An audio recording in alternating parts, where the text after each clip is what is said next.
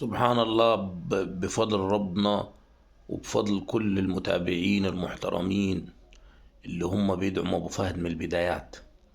الفيديو ده ليكم انتم. الف الف الف مليون شكر على وقوفكم جنب ابو فهد وتعليقاتكم الجميلة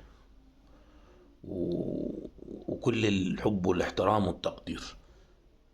نقطتين صغيرين بالنسبة للناس اللي كانت بتدعي بالفشل، والناس اللي كانت محبطة، والناس اللي كانت بيقول لك مش عارف يوم ما انت هتتمعظم ويوم ما انت هتكافح في المحتوى بتاعك ده هتوصل ل1000 متابع.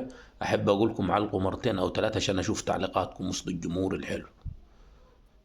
حاجة تانية، اخونا ده اللي كل فيديو ينزل يقول لك يا ابو فهد البس حاجة تليق بالصعايدة، يا ابو فهد مش عارف. انا بكلمك بطبيعتي يا ابو عمو، بكلمك بطبيعتي ومن بيتي المتواضع، والمكان ده بس بصور منه، انا مش بتحرك في اي مكان تاني عشان الخصوصيات، ان الاوضه دي اوضه الجلوس زي ما بيقولوا، فمش بتحرك تاني في اي مكان. لا صورت عند ثلاجه ولا صورت عند دولاب ولا صورت في اوضه نوم ولا صورت مش عارف فيه. فما تفرحش بالناس اللي انت متابعها، وعشان دولة يا حبيب اخوك بيروحوا يأجروا بدل عشان يعملوا لك بيها فيديو ريلز ولا حاجه. فانا عايش بطبيعتي. ومن ناحية اللبس، تعالى آخر جلابية مفصلة ولله الحمد، يعني ربنا يزيد ويبارك، بمبلغ يعيشك شهر. بس أنا بلبس لنفسي مش للناس يعني.